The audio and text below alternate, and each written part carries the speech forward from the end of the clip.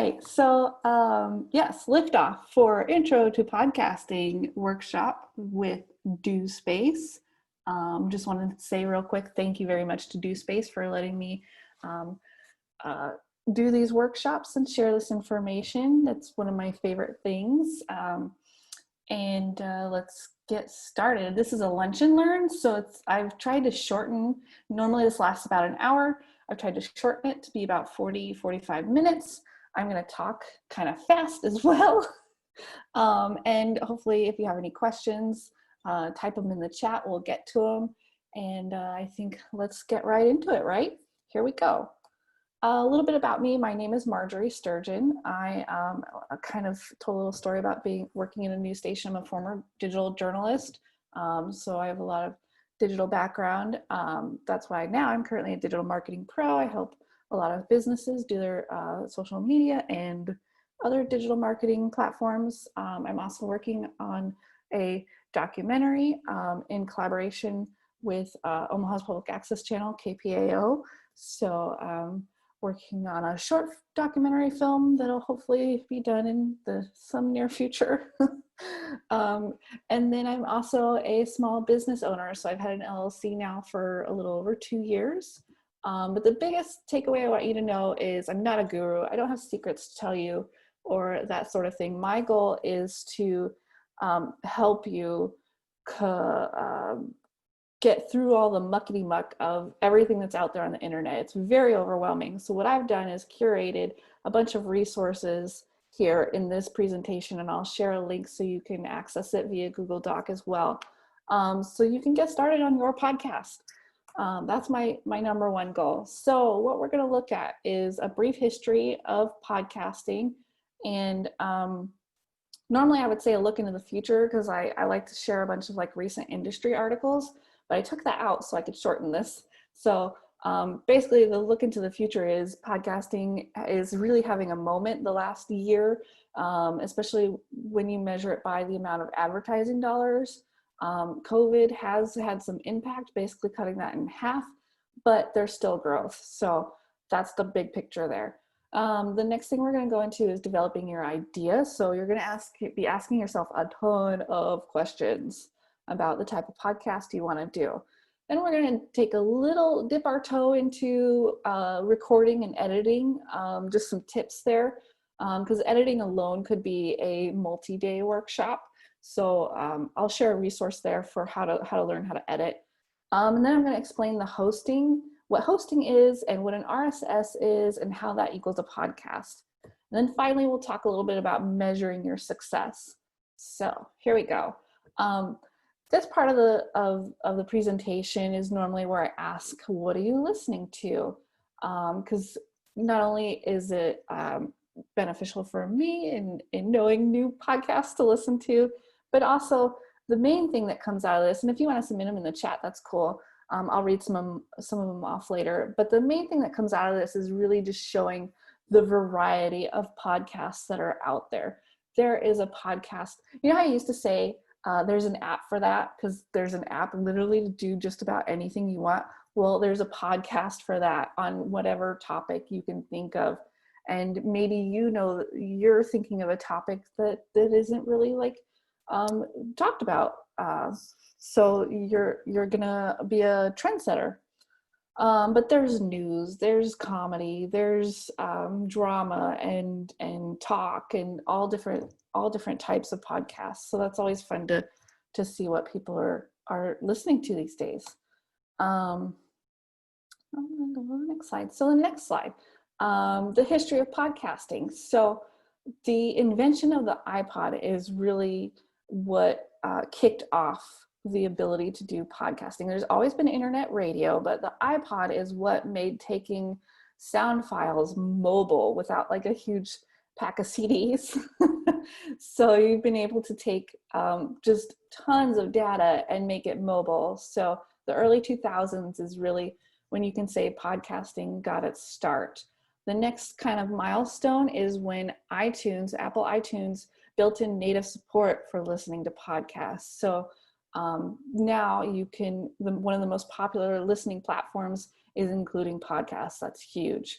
Now, as far as like how people have learned about podcasting, that's an interesting growth as well. In 2009, there's a research firm called Edison that releases an annual survey called Share of Ear. And in that survey, they ask a group of Americans, have you even heard of the term podcasting? In 2009, that was at 43%.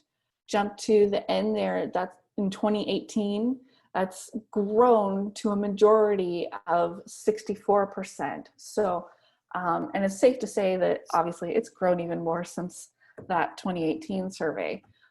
In between those years, some more milestones. Apple announced there were 1 billion podcast subscribers. So when you hit that subscribe button in your phone app or that sort of thing, 1 billion subscribers. In 2014, this is a moment that I like to recognize as when podcasting really became part of the pop culture lexicon. Serial is a podcast about a true crime case that is now even an HBO documentary.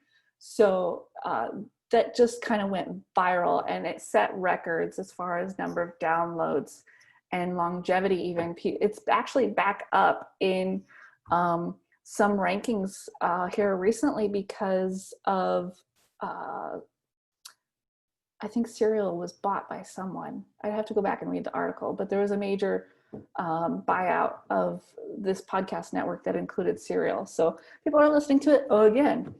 And it's also a HBO documentary, the whole case. And there's been news coverage even since then. So the source of this timeline is from International Podcast Day, which I've built a link to. There's other milestone moments that they mentioned that if you're interested in that, you can check out. So this slide is kind of where I replaced kind of industry news with kind of some industry news, but it's basically explaining like all the different ways you can use a podcast. And if you're here over your lunch break at work, you can think about some of these tactics and maybe, pitch it to a boss or a coworker and utilize it as part of your internal or corporate communications. So that's number one, corporate communications. There's an article I've included in there about how brands are using podcasts to not only connect with customers, but also their staff. A very good piece of advice I learned from a communications specialist at Nebraska Medicine, that all internal communications, you can just count on them also being external communications. So that's a good strategy when it comes to corporate communications. Number two there, how to use a podcast with purpose. Well, business or personal branding. So if you think you have a circle around you that you have learned how to motivate people, that's a great tool for your personal branding and creating a podcast and utilizing that to help share that message with other people. The article I've included is about Netflix and how they use podcasts to kind of give extras from their programming. So, DVDs always came with like behind the scenes, gag reel, and all those features. Well, this is their way of kind of utilizing that. So they have podcasts where you can speak to the actor, or not speak to, but you hear from the actors and you hear from others involved in the creative process at Netflix. It's super cool. Stranger Things has a podcast, so check that out. Number three, amplify marginalized voices and experiences. So there are programs out there to help improve diversity. And this is the great thing that I love about podcasting is the barrier to entry is so minimal. You need a recording device and you need access to the internet, and you can create a podcast. And if that's what you currently have, by all means, do it and get started, get your voice out there. This link that I've included is to Spotify's Sound Up program for women of color. They just had applications in July. So, and it's usually annual. So look for that around next year as well. I think it'll come back again next year. And then finally, digital marketing. So this has been a phrase that's been tossed around for years and years and years. Content is king, right? And so if you're doing your digital marketing, you need content. Well, what's a podcast but content that you can repurpose and make into other parts of your digital marketing campaign. That's why the second half of that phrase is distribution is queen. So you're utilizing your website, you're utilizing the podcasting platform of where people listen, you're utilizing social media, hopefully. So all these different tools can only enhance your digital marketing plan.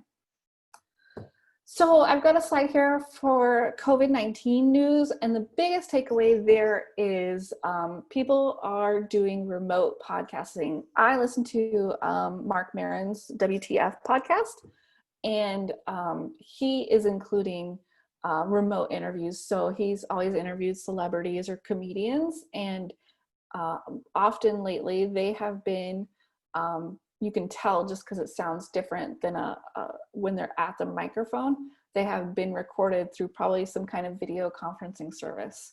So there's tips and tricks in these articles for how to go about that. There's so many ways you can do your setup for doing remote podcasting that you just have to test out what works for you and your guest, because not everyone is as technically savvy as the next person. So you also have to keep that in mind when you're planning to remotely interview a guest. You have to really guide them through that. And we'll talk a little bit more about a checklist for your guest as far as having them join you on a remote interview. And then too, so about COVID, initially there was a decrease in listenership, but what I've been reading lately is that it's basically to blame on morning commutes kind of going away as people work from home and people just reconfiguring their normal daily routines and when to fit their favorite podcasts back into it. So it has started to tick back up yet, and I haven't read a lot in the last couple of weeks, but last month it was just about back to normal. So that's a very good sign. All right, now we get into the fun stuff, developing your idea. And so the first, there's so many questions you want to ask yourself, but the very first question is, what's the mission of your show? If you've ever been in a corporate environment or part of a nonprofit or even a fraternity in college or a after-school club, they always have a mission statement, and you should really start by formulating and drafting one for your show. Just a couple of sentences that will keep your eye on the prize and keep you going towards what you hope to accomplish. So that's the number one thing you want to start on.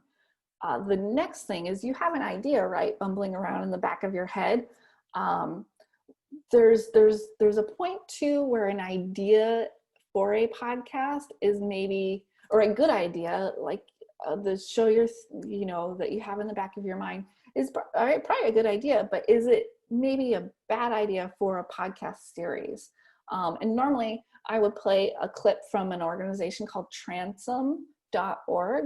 They provide a bunch of learning resources and tools for the audio medium. This particular segment or episode is where the host interviews a gal who won a pitch contest.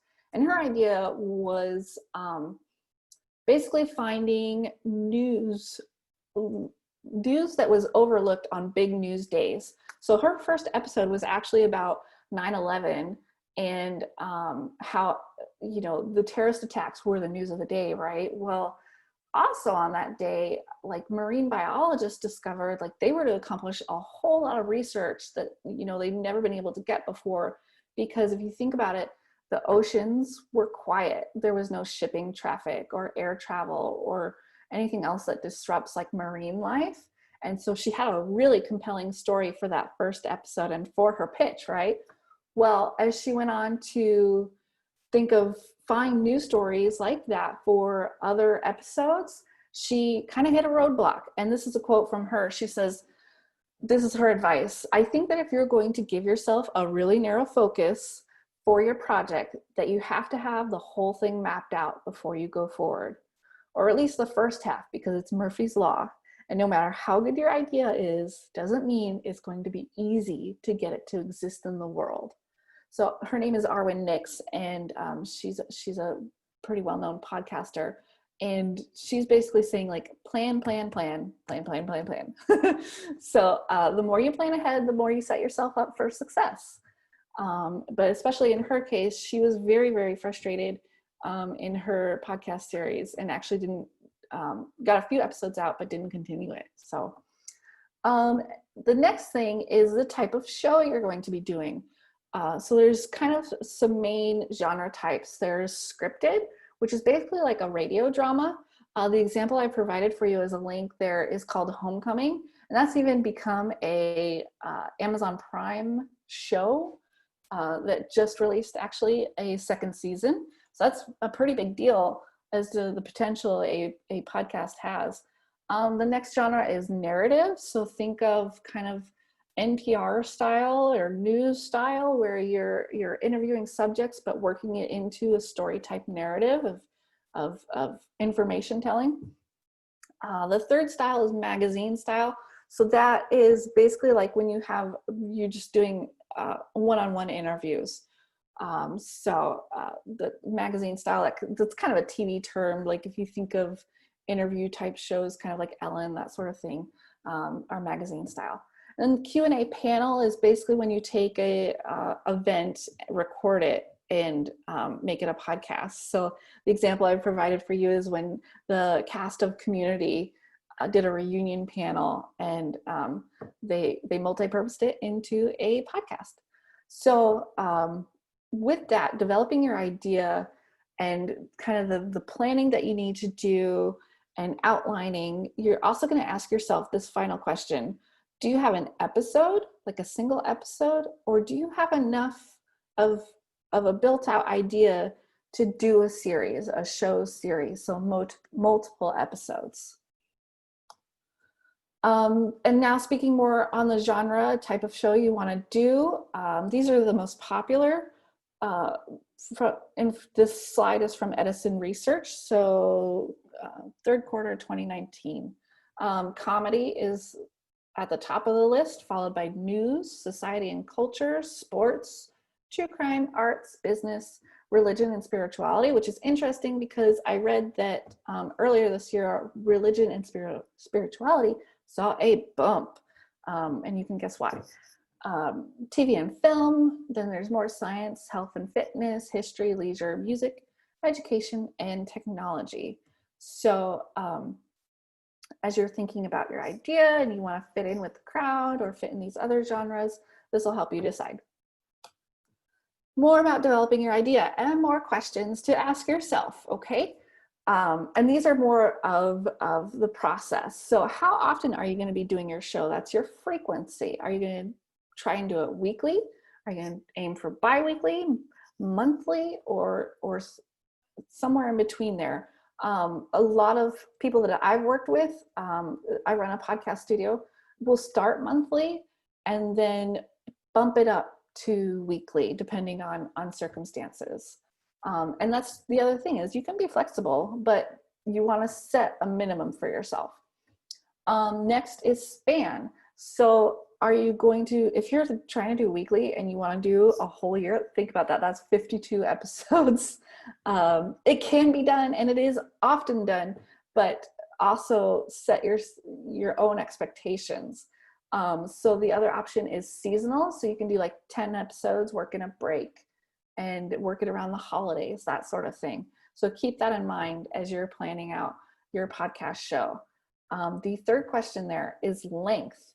Often, actually, lately I've been seeing a lot more variation in episode length, from 10 to 15 minutes to an hour. On the extreme end, is Joe Rogan, who multiple hours, Kevin Smith, multiple hours. So if you think you can capture an audience for that long, by all means do it. But also you want to keep in mind too, the longer your show, the more, the bigger your sound file, which can impact your hosting fees. So keep that in mind as well. Keys to success. So these are just some tips to help you as you're developing your show. You need a compelling host or guide, someone who sounds relatable, that people wouldn't mind listening to. And that can include like tone of voice and that sort of thing. So microphone technique is an important aspect of that. A unique format to pull in the listener. Some people are pulled in by charismatic, multi-person interviews. Others like to listen to just one person telling a narrative. Get specific. Don't plan a podcast on pop culture. Dive into a specialized topic. If you and your friend want to do a podcast, get into a deep topic that can create a niche audience, and you'll see more success. And finally, regularity matters. Be reliable to your audience. That just like any relationship you're part of, you want to be reliable to the other person on the other end. So when you plan to release episodes every Monday and a Monday comes along and you're not there, your podcast listener will go find something else to listen to. So you got to draw them back in. So that creates a hardship.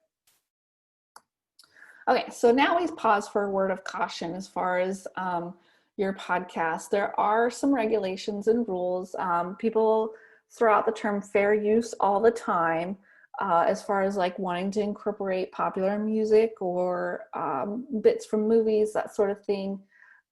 Fair use is something that does exist and can be used, but it depends. It depends on how you use something. If you're doing commentary on a soundbite, it's likely you can use fair use. However, and I'm not a lawyer, but the main advice I have is that if you plan to use something, say you want to be able to defend something with fair use, you must be prepared to defend it, which means you need a lawyer and you need funds for that lawyer and lawyer fees. So my advice is just don't. But to each their own. What I've provided for you on this slide, though, are some built-in links. I follow a broadcast law blog, which has some really good resources. And then this legal issues guide is a little dated, but still a good foundation for information. Then also, if you're planning to get into trying to seek a sponsorship or monetize, and you do what's called a live read in your podcast, that's where you just read a script that maybe your sponsor provided, you must be transparent that is an ad. So you should set it off with like a music bump or a sound effect and say, this is brought to you by, or something to that effect, so that you're being transparent to your audience. And then finally, another popular question is about when you have guests, do they need to sign a release form? The answer is technically yes.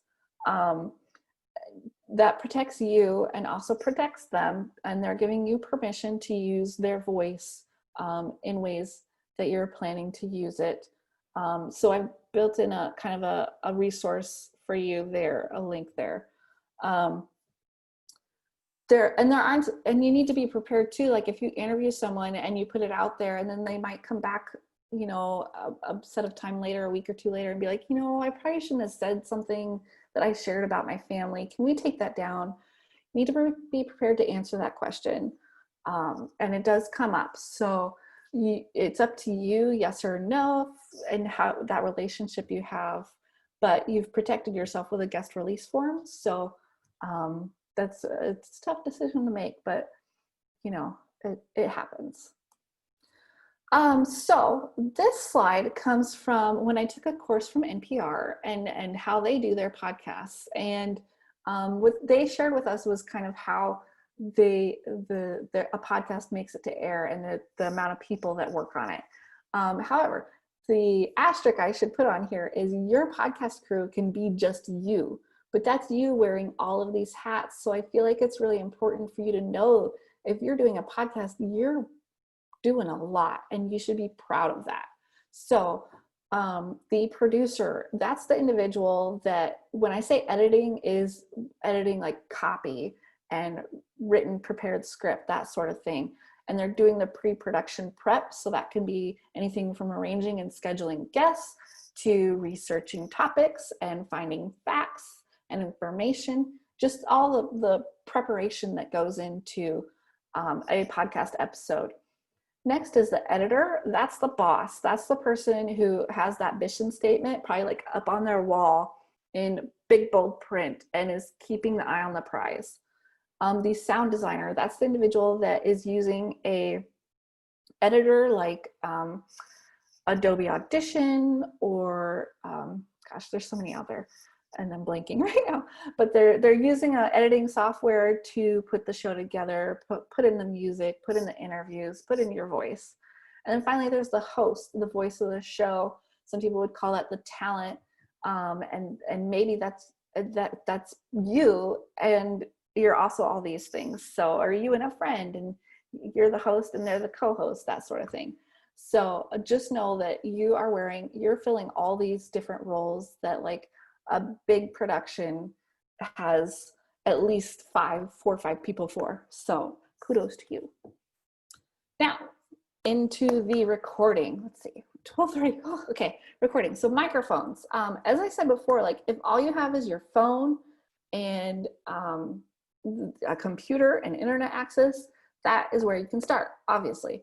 But after you get a time and you feel like you're still gaining an audience, maybe upgrade. So you can start by getting an attachment to your phone. These are on Amazon. They range anywhere from $50 to $100. Or you can get a mobile recording device. This is a Zoom. I also have a H1N mobile recorder that I have taken to a outdoor festival and recorded interviews with. And it did really well. And you get a little bit of the background noise, but it's like ambiance. So it's part of the production. This silver looking microphone here is called a Blue Yeti. That's really a really popular option. It's what's called a USB microphone, and that refers to how it connects to your computer. It uses a USB cable. In the bottom corner, that is an XLR Rodecaster microphone, and that connects to a mixer, which then connects to a computer. So one of the decisions you'll have to make is, are you planning to record in a set space, like a quiet room or a basement, like your own little podcast studio? Then by all means get an XLR and mixer set up. If you're planning to record out in the field, or say you want to go to restaurants and interview diners about their food, get one of these remote mobile recorders, and you'll see success there. So knowing what kind of show you're going to do will help determine your setup. And then I have a little tidbit here about remote interviews, and I'm going to show you some more resources actually, but the takeaway here is that there's kind of so many ways to do remote interviews, but one of the workarounds too is to Skype or video conference with your interviewee, but ask them to do like a voice memo on their phone and keep it near their mouth while they're speaking, and then send you the audio file, and then you've got kind of a backup as well. Getting the best sound. So number one, wear headphones and record in spaces that have curtains or lots of texture to keep the sound from bouncing around the room. Third, microphone placement. So when you have a microphone, any kind of microphone, but this is the XLR one, you want to keep it a fist length away. I've seen other advice that says 2 finger lengths. It depends on the type of microphone, but at the most a fist length away, and speak into it. And whatever happens, do not let anyone hold your recording device because they'll fidget with it, and that can result in some recording issues. Also, monitor the levels. So a lot of these recording devices have a screen where you can see levels that show you're getting audio input. Monitor that and make sure it doesn't peak. But at the same time, you should be wearing headphones because you can see the levels jump up and down. And if they're jumping too high, you're peaking out, and that can result in crunchy audio that cannot be fixed in post. So make sure you're wearing your headphones. Another tip is when it comes to people. So some people can get a little nervous when placed in front of a microphone, and even more nervous when placed in front of a camera. So you want to make your interview person, set them at ease. So ask easy questions for a little bit before you dive into whatever topic at hand. And number one, start by asking them to say and spell their name, because you'll have that recorded and you can reference it after the fact. And it's really important to spell someone's name right. And then finally, This is a tip I often forget to even do myself, but when you're recording in a space outside of like your normal studio, get what's called room tone. And that's where you're just going to record about 30 seconds of just the ambient sound in the area that you're in. Because as you're editing, pure silence sounds unnatural to the ear. So when you're editing, you're going to put that room tone in transition points so that you don't disrupt the listener experience. And finally, if you're recording yourself in whatever room you have of your home or apartment, get under a blanket or build a pillow for it. The more you keep the sound from bouncing around you and echoing, kind of like I'm getting a little bit of echo in this room, the better experience you can create for the listener. Now, remote interview options. So obviously everyone's familiar with Zoom, right? That is definitely an option. You just need to be able to record it. And then I've listed here all these additional resources that range anywhere from free to a monthly fee. Clean Feed is the newest one that, Clean Feed is the newest one I added. And I know they've got a free option, and then I think their paid option starts at $22 a month. Sorry, I forgot to include that. So these are options I see mentioned a lot in the podcast groups that I'm part of on Facebook, which I highly recommend you seek out. Tips for your remote interviews. So this is a template I send to everyone I coordinate for remote interviews in my podcast studio. Number one, locate a quiet place, ideally a small bedroom or the office in your home where you won't be interrupted. Early on, there was someone who did it in their kitchen, and their children came through and fixed themselves a sandwich, and it's disruptive. You can make it work, and in the interview itself, reference it and be like, hey, your kids are back, as part of your interview. Keep it kind of light, but ask your interviewee to avoid large open rooms. Tell them to put a sign on the door letting others know that they are recording a podcast, and to not interrupt. And then also, this is super important, activate Do Not Disturb on your device. If you're like me, I'm using my laptop, I turned on Do Not Disturb before we got started. On your phone, there should be a Do Not Disturb functionality as well. That'll keep mom from calling while you're doing your podcast, and then you lose the signal for the interview. Again, wear headphones, especially with a microphone like this. I haven't encountered anyone yet that doesn't have headphones with a microphone. So I highly recommend that for the best audio quality. If your interview subject is not using headphones with a microphone, it'll sound, again, very echoey. Also, advise your interview subject to keep a drink handy, like I have within arm's reach. Because you talk a lot, your mouth gets dry. The only advice there is to avoid drinking mid-sentence like that. That just disrupts the flow. And finally, especially if you're doing video conferencing, everyone has different levels of internet service. So the best advice there is to be as still as possible. So have your interview subjects set themselves up with their phone on a stack of books, or if they even have a tripod, that's cool. But the idea is to lessen the amount of data that's being sent through their internet bandwidth. So potentially there's no buffering in their audio signal.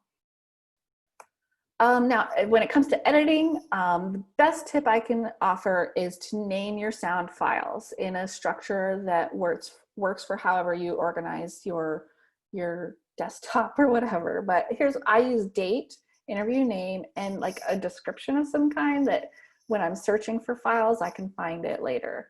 And then MP3 is the file type that you'll need for generating your RSS feed. And also editing. So there are different editing softwares. Audacity is a free one, also very popular. GarageBand, if you're a Mac user, free. Not as popular, but people do use it. Then there's these paid services. Hindenburg, I haven't really seen a lot of people mention lately. Pro Tools, that's generally a professional grade software. I can't even remember how much it costs. I just put dollar signs in there because I don't even consider it.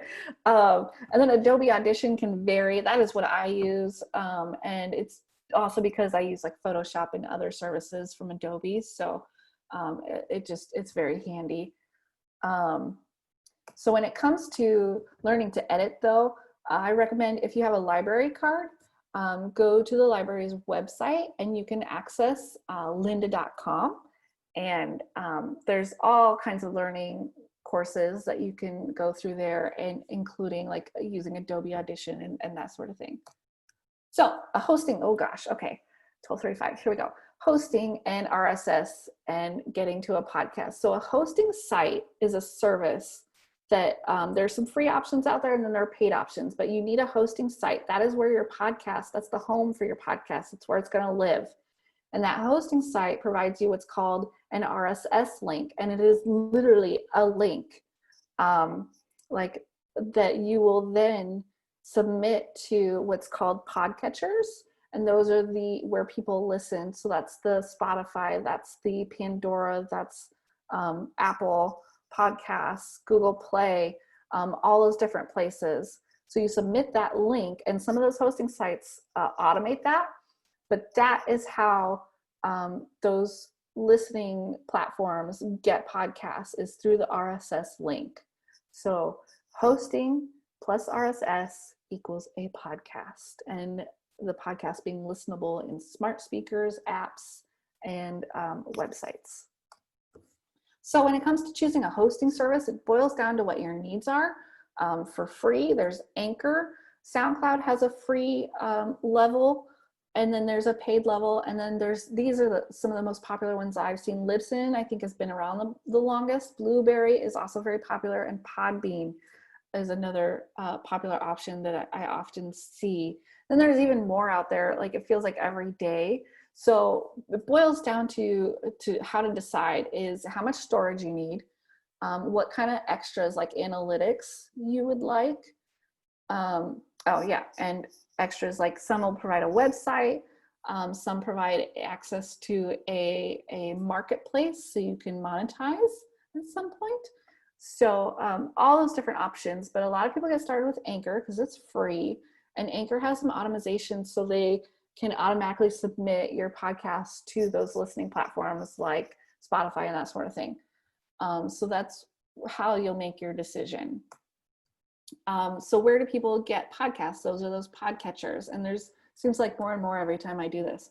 But Apple Podcasts is the most popular, followed by Spotify. Amazon has recently announced that they are going to be having podcasts available in their Amazon Music. So that's up on the horizon, or already happened. I can't remember. But I was just reading about it because they had a little controversy because they wanted people who submitted their podcast to like sign off on not making disparaging remarks about Amazon and its products. So they're still kind of dealing with that. But the other takeaway from this point is when you're getting ready to launch your podcast, it can take time to get validated.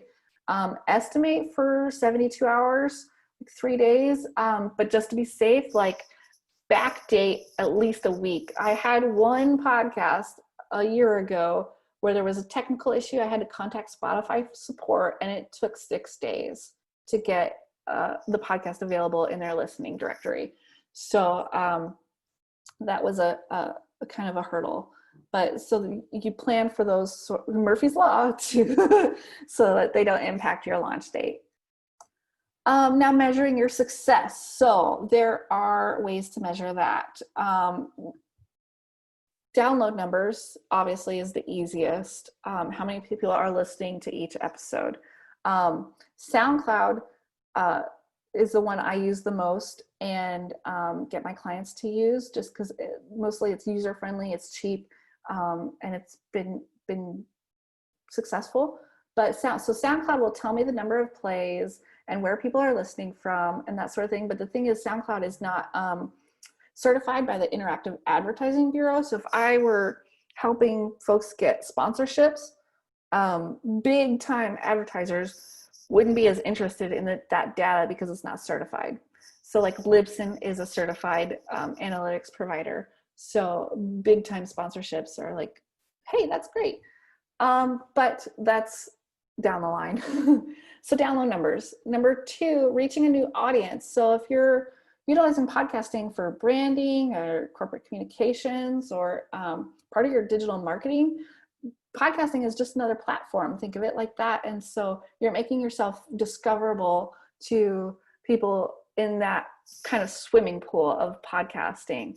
And maybe they're also swimming in your social media pool, and maybe they're also swimming in your website pool and visiting your website. So you're reaching a new audience potentially. If you launch a podcast and you see a rise in website traffic, that's part of the big picture, and I'd say that's success. And so that's part of building brand awareness. You hear the term thrown out, an integrated marketing, digital marketing plan is the way to go. And that's just what I kind of touched on, is like repurposing your content. You can pull snippets of your podcast and make a little audiogram. It's like a teaser video that you can share on social media, and just growing your brand awareness. And I've built in here that Interactive Advertising Bureau guidelines and the public radio measurement guidelines. These are all very jargon heavy, and like I even have a hard time reading them. So if you're into that, there's the links. Extra resources. So I mentioned that transom.org, radio storytelling experts, they have so much great information and advice and just helpful like case studies. The NPR Guide for Students is helpful, it has a very awesome glossary. I've included here a monetizing overview. It kind of explains the different ways you can include ads yourself. The Google Podcast Creators Podcasting 101, that is a great resource. There's like 10 videos, and it's about 45 minutes long. It really reinforces kind of everything I touched on here. And then also I've built in a link to where you can go to the Omaha Public Library and access that lynda.com. And then finally, this slide is kind of a podcast checklist. So you can print it off as you're planning. The name for your show, the mission statement for your show, all those questions about frequency, span, length, genre, defining roles for yourself and your crew, and like setting those expectations. Like if you start with a friend and you expect your friend to like come up with a topic, make sure you let them know so that they're not letting you down.